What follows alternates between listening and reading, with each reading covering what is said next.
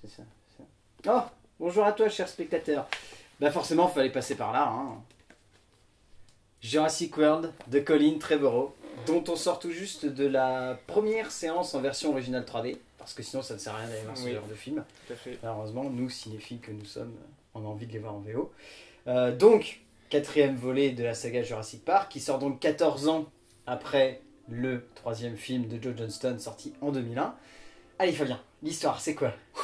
Alors déjà, je vais faire un petit pitch de base. Je ne me suis pas remis encore totalement du film. Voilà, je vais essayer d'être un peu plus objectif et concis. Et c'est vrai que je suis encore dedans. Je sais pas pourquoi. J'ai encore une petite. D'un côté, en tant que gros fan, toi de ta part, ça m'aurait étonné que tu sois tout de suite objectif et que tu arrives tout de suite à te sortir. Donc on va essayer d'analyser le film. Bon, on va commencer par le pitch, le plus simple. Ou pas. C'est pas forcément le plus simple. Donc on va suivre. Allez, en premier, on suit Zach. On suit Zach et Gray, qui sont deux frères, un est adolescent, l'autre est un peu plus jeune, qui sont invités, si on comprend bien, par leur tante qui dirige la section de recherche de Jurassic World. Donc Jurassic World est un parc qui est ouvert depuis 10 ans, qui marche depuis 10 ans, avec des attractions, avec des dinosaures. En gros, le rêve que John Hammond avait dans le premier Jurassic Park, c'est ça. Il est enfin à jour et ça marche vraiment. Ouais. Voilà. Donc ça se passe sur Isla Nublar et donc ils sont invités par Claire à venir en week-end, je pense. Un week-end familial. Familial. C'est comme ça visiter le parc. Voilà. Et puis donc on va découvrir toutes les coulisses du parc avec les différents personnages. On va retrouver donc Claire qui s'occupe de la station de recherche et qui est un peu le monopole féminin sur le parc. On va suivre Owen Grady, donc joué par Chris Pratt, qui est l'espèce de garde forestier du coin. Qui est un genre de dresseur de dinosaures entre guillemets, donc pour les raptors. On suit les deux gamins. On suit donc ils vont être confrontés à visiter le parc comme n'importe quel touriste. Et l'objet du film, c'est qu'il veut mettre en avant une nouvelle attraction. Oui. Qui est un dinosaure qui n'en est pas vraiment un, qui est un Indominus Rex. Indominus Rex, c'est ça. Voilà. Qui est donc un hybride, un dinosaure hybride créé avec plusieurs gènes de différents dinosaures pour impressionner le public parce qu'il se lasse des attractions qu'il y a dans le parc. De base. Et pour faire simple, il s'échappe. Exactement. Et sinon, d'être concis, voilà, il s'échappe. Et voilà, tous les personnages vont partir en live à partir de ce moment-là. Exactement. On part sur l'impression globale. Ouais. Tu veux te lancer d'abord ou je me lance d'abord? Lance-toi d'abord. Ok. Alors moi je trouve que c'est un très très bon divertissement. Un divertissement d'excellente qualité qui remonte vraiment la pente du 3. Et Dieu sait comme elle était monstrueuse à grimper cette pente. Là il arrive totalement à la grimper, il l'explose complètement. Il revient sur des bases beaucoup plus solides. Pour faire simple, et après on rentrera dans les détails, je dirais que c'est le meilleur fan-film de Jurassic Park qui était imaginable à ce jour. Je trouve que c'est ma bonne définition. C'est une définition intéressante, tout à fait. Oui, globalement, écoute, en tout cas, j'ai pas été déçu, c'est ce que j'avais peur, en tant que fan. Hein. Donc, moi, je tiens à dire que j'ai vraiment la parole du fan, donc je suis peut-être pas forcément très objectif. Mais voilà, je trouve que c'est un bon film. Voilà, c'est un bon film, je trouve qu'il y a du bon et du moins bon. On en reviendra aussi au fur et à mesure là-dessus, mais j'ai passé un bon moment, ça fait 14 ans que j'attendais ça. Je m'attendais à pire et je m'attendais à être moins impressionné par certaines choses. Et je trouve que ce Jurassic World est un peu qui pourrait ressembler de loin à un remake du premier, mais qui n'en est pas un en fait. Malgré toutes les références qu'il y a dans le film, les petits clins d'œil aux anciens épisodes, mais qui se prend tel quel. Je pense qu'il peut être regardable sans avoir vu les trois premiers. Complètement. Et du coup, il faut le prendre tel quel, et il faut le prendre dans l'air du temps, parce qu'on est quand même 14 ans après le dernier, et depuis, c'est passé des choses. Dans le monde du cinéma, entre guillemets. Ah oui, complètement. Voilà, donc pour moi, je suis content de ne pas avoir été déçu. Donc pour moi, c'est un bon film. C'est joliment dit. Voilà. C'est joliment dit. Moi, ce qui me surprend, on va tout de suite rentrer dans le détail du scénario, ce qui me surprend, c'est qu'il y a une vraie élégance dans l'écriture qu'on n'attendait pas forcément. On s'attendait un petit peu à un truc grossier, en tout cas, c'est ce que montraient les premières bandes annonces et même les dernières. On avait presque la sensation, c'était ça qui était assez horripilant, de voir des copier-coller de chacune des séquences. Et d'ailleurs, petite surprise de ma part en tout cas, je suis surpris qu'il n'ait pas essayé de refaire le coup de l'éternuement. Parce que c'est ce que craignait tout le monde, que forcément il y ait une séquence où il y a un brachiosaure qui... Et finalement il n'y en a pas. Et je trouve ça très élégant de leur part. Et dans l'ensemble, je trouve que ce scénario donc, qui est signé par Rick Jaffa et Amanda Silver, que l'on connaît plus pour avoir écrit La planète des singes, les origines, et La planète des singes, l'affrontement, et Derek Connolly et Colin Trevorrow, qui avaient bossé ensemble déjà sur le premier film de Colin Trevorrow, Safety Not Guaranteed. Exactement. Ce quatuor fonctionne à merveille. Enfin, il fonctionne vraiment très très bien, je trouve. Il est simple, il ne recherche pas complexité, ils veulent pas révolutionner la saga, ça c'est clair et net, ils vont pas dans cette idée-là. Et même le côté, on va revenir aux origines de la saga en parlant de manipulation génétique, c'est pas autant mis en avant que dans le premier, c'est moins côté on se prend pour Dieu et forcément là Dieu c'est différent. En fait. C'est là que c'est différent, mais ça fonctionne bien parce que ça se veut jamais beaucoup plus qu'être un simple divertissement. En fait, vous allez voir tout simplement, moi de mon côté, je suis pas aux anges et je trouve pas forcément qu'il y ait de points négatifs à ce film. C'est-à-dire que même les points qu'on pourrait trouver négatifs, finalement, je les trouve juste abordés de manière simple.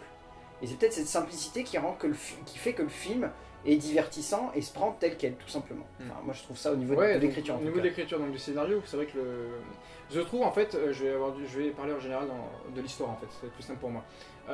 On amène les dinosaures d'une façon totalement différente que le premier, en tout cas, on va forcément comparer plus à Jurassic Park, parce qu'on est dans une découverte d'un parc.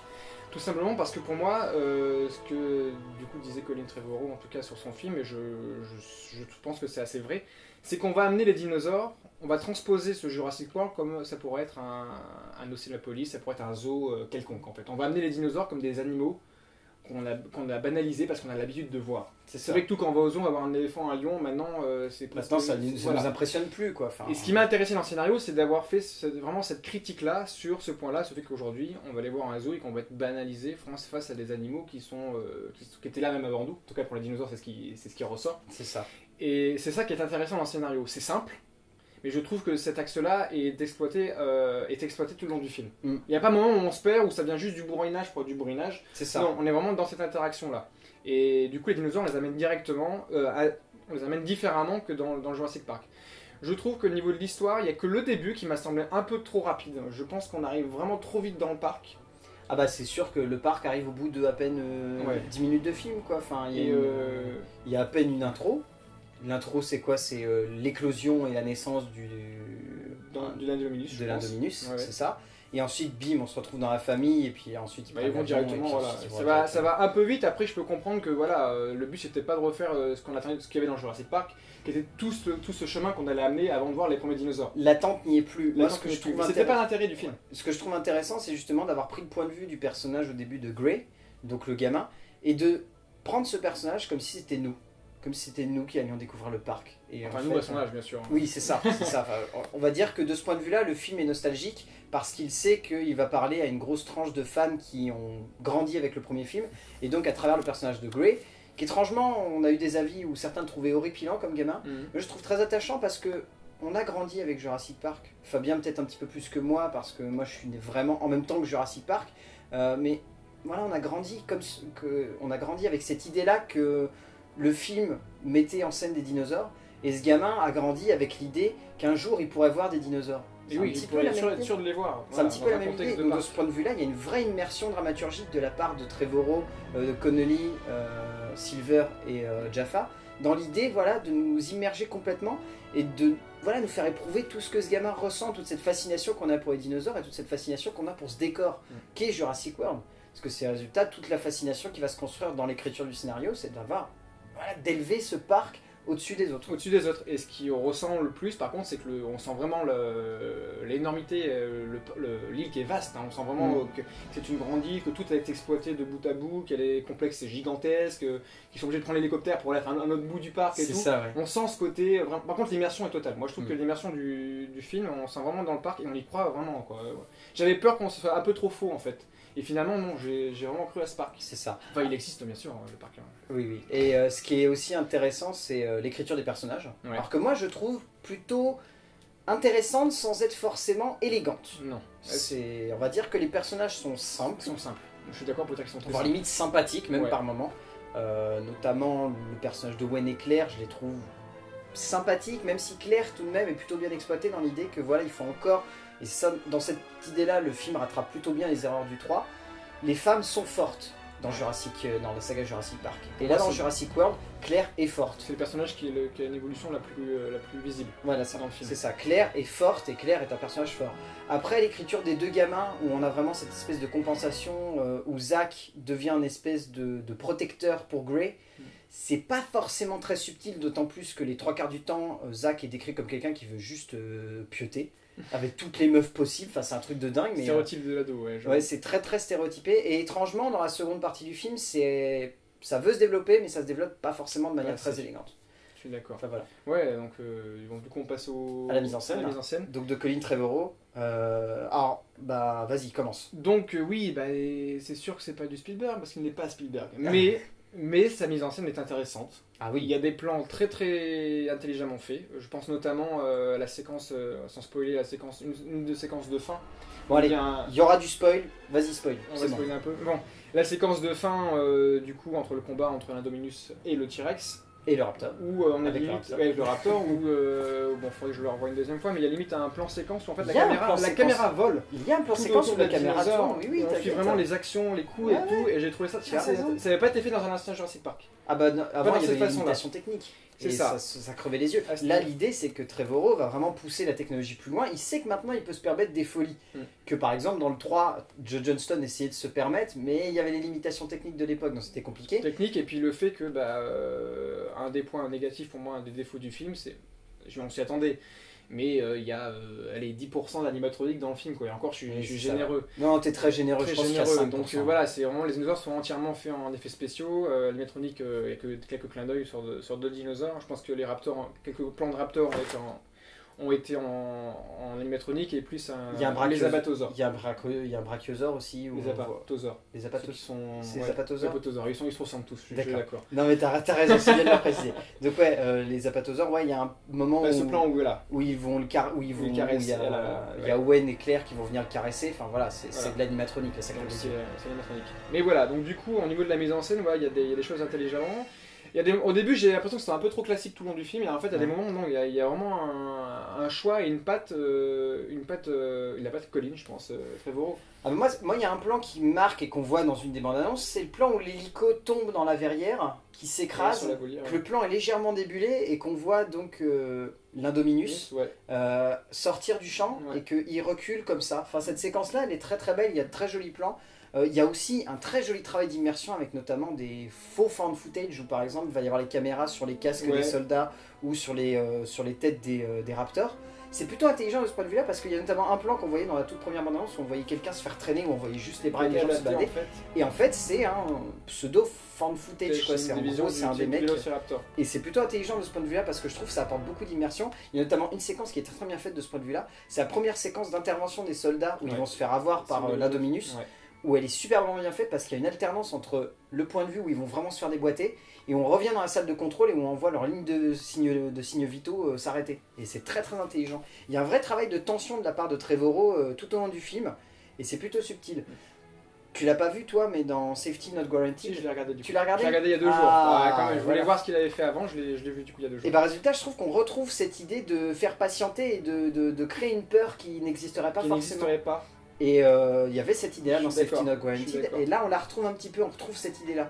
Après, c'est sûr que Trevorrow veut faire du divertissement avant tout. Donc, et il y a des clins d'œil, il y a quand même des clins d'œil à Spielberg, parce qu'il y a plein de références dans le film, plein de plans, même j'en ai plein, mais celui que je pense pour l'instant, c'est le moment où donc Owen, Claire et les deux enfants se retrouvent cernés par les Vélociraptors, qui m'a fait vachement penser à la séquence de fin de Jurassic Park. Même la façon dont il se met, on retrouvait Grant avec Ellie. Et ce qui est intelligent, c'est que Trevorrow arrive à désamorcer tout ce qu'on pourrait attendre de ce point de vue-là, c'est-à-dire il prend des clins d'œil aux anciens Jurassic Park. Mais il les détourne à chaque fois, ce qui est pas plutôt juste fin. Du clin d'œil, quoi. Ce qui est plutôt fin. C'est-à-dire, voilà, encore une fois, on va revenir dessus, mais le combat de fin entre l'Indominus, le Raptor et le Tyrannosaure, c'est en même temps un clin d'œil au premier, et c'est en même temps un clin d'œil au 3, où il y avait le combat entre le Spinosaure et le T-Rex, qui était une horreur. Où non seulement il va faire en sorte que le T-Rex déboîte un squelette de Spinosaure, Et en plus, il va faire en sorte de jouer là-dessus en créant une fausse tension qu'on imagine en se disant oh, putain il va crever le T-Rex, putain il va crever le T-Rex, putain il va crever le T-Rex. Oh le bâtard il va faire crever le T-Rex. Le T-Rex. Raptor et qui est un plutôt clin d'œil badass. à la séquence de fin du premier parce que là où ils se combattaient du coup ils vont se rejoindre et ce qui, on en a parlé quelques-uns un peu, ça pouvait gêner un peu certaines personnes. Cette relation qu'il y a entre Owen et les Velociraptors, c'est ça. Et les relations entre les dinosaures et les autres dinosaures. Ça a gêné des personnes. Moi j'ai du mal à comprendre ça parce qu'au final c'est un jeu d'immersion que tu signes dès le moment où tu rentres dans la salle. Tu te dis ok, là tout ce que je vais voir ça relève de la pure science-fiction. Donc dans la science-fiction il y a quoi? Il y a science et fiction. Et encore je suis pas tout à fait d'accord parce que je sais que sur le film ils ont bossé vachement avec des dresseurs d'animaux. Ouais. En tout cas Owen a passé... Chris Pratt, pardon, a passé pas mal de temps avec un dresseur très connu aux États-Unis qui bosse avec des lions, avec des tigres et des animaux assez dangereux.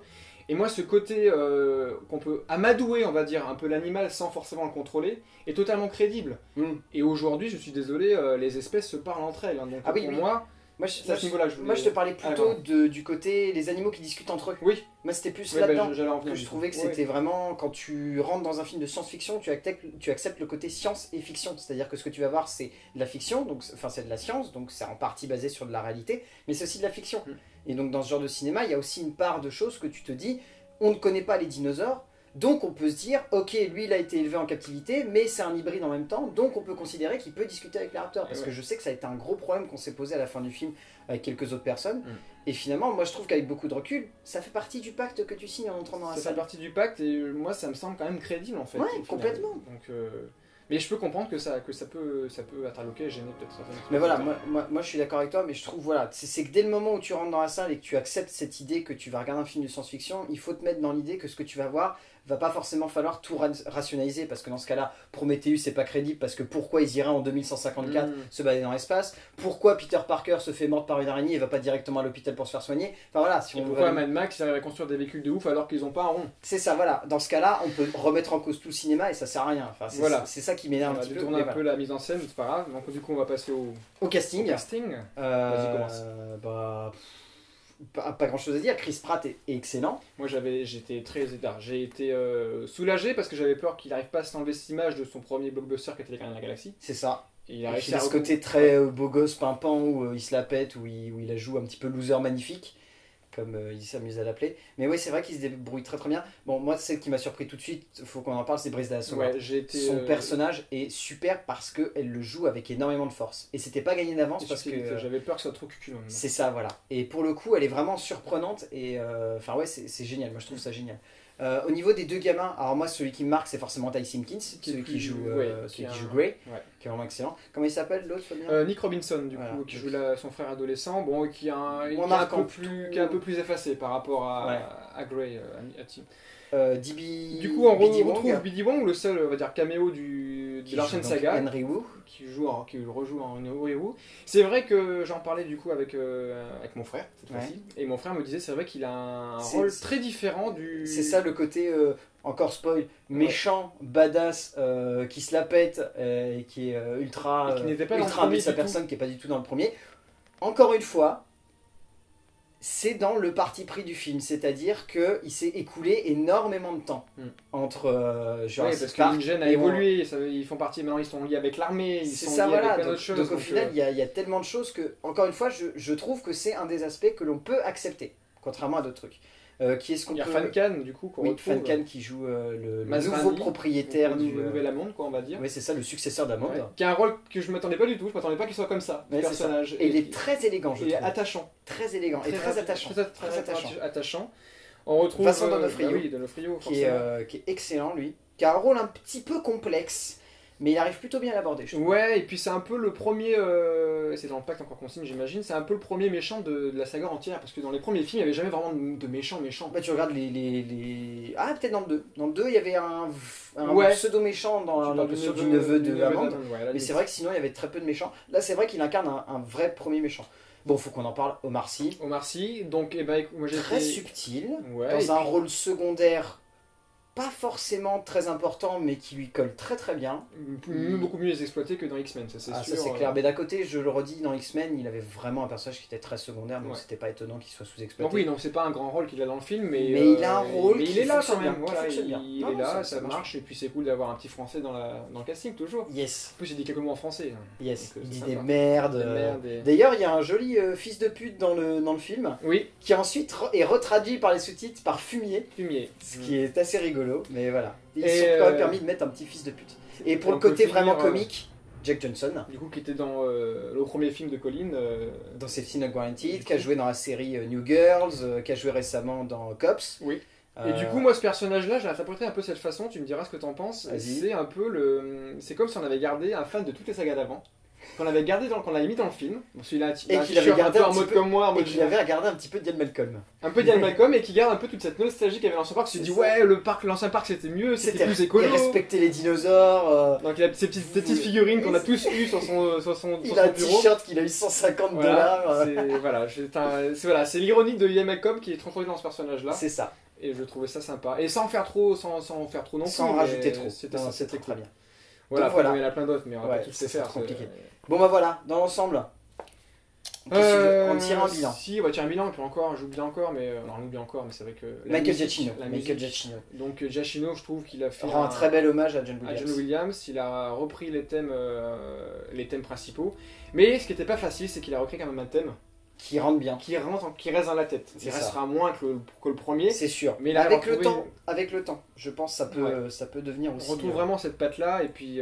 Il y a ce côté très très très pimpant avec les percussions, et il reprend le 1 et un peu les percussions du 2. C'est ça, complètement. J'ai fait, il reprend un peu ce qu'il a fait dans le très bien dans le 2, c'était super sympa. Donc oui, la BO encore parfaite, vraiment. Voilà.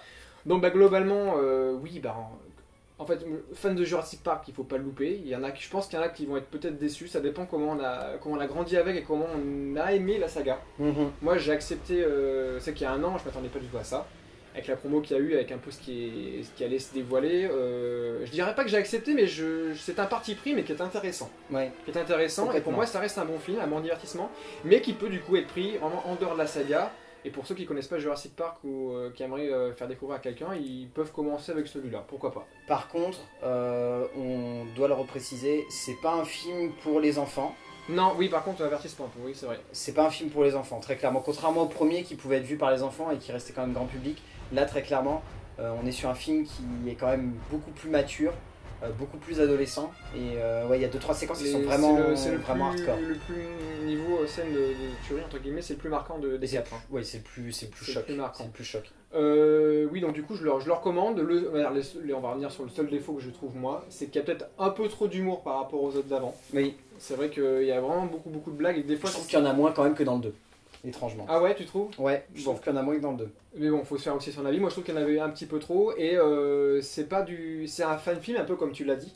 Là, je trouve que c'est la meilleure définition. C'est pas du fan service. Ah non, voilà, c'est un fan film de Jurassic Park. Ça n'est pas du fan service. Non, voilà. Faut vraiment bien comprendre la subtilité. Non, mais je préférais en remettre le point pour que les gens ne disent pas. Justement, je vais compléter là-dessus. Pour moi, donc oui, c'est le fan film ultime de Jurassic Park. C'est-à-dire qu'il y a tout ce qu'il faut pour faire un très bon Jurassic World. Et en plus, il y a énormément de recul par rapport au premier. Ce qui fait que, on a l'impression de voir le travail d'un fan et en même temps d'un cinéaste à part entière. C'est pour ça que moi, je considère que c'est un vrai fan film et pas du fan service. Et c'est pour ça que je trouve le film très élégant. C'est un bon divertissement. C'est enjoué, c'est entraînant, ça dure 2 heures et on sent pas le temps passer. C'est superbe de ce point de vue-là, je trouve que c'est très bien. Et comme je disais à la fin du rétrospectif du 3, j'avais raison. Le T-Rex is back. Le T-Rex is back. Et motherfucking back. Voilà, donc moi je conseille d'aller le voir quand même, forcément. Oui, pareil, moi aussi, c'est évident. Forcément. Bon voilà, merci Fabien. Merci pour cette rétrospective. Merci à toi d'y avoir participé parce que tu nous as apporté beaucoup de lumière. Et vous vous rendez compte, on vient de finir une étape là. C'est 3 semaines de travail. Plus 14 ans d'attente pour le film. 14 ans d'attente pour le film. Mais ça, pour moi, ça valait le coup quand même. Ouais, ça valait largement le coup. Oui. Bon voilà. On retrouvera Fabien pour d'autres films, évidemment, parce qu'il n'y a pas que Jurassic Park dans la vie. Jurassic Park prend beaucoup de place. Il n'y a pas que ça. Et voilà, on se retrouvera pour parler d'autres films. D'ici là, n'oubliez pas d'aller au cinéma parce que c'est bien d'aller au cinéma. Il a raison. A plus. Ciao.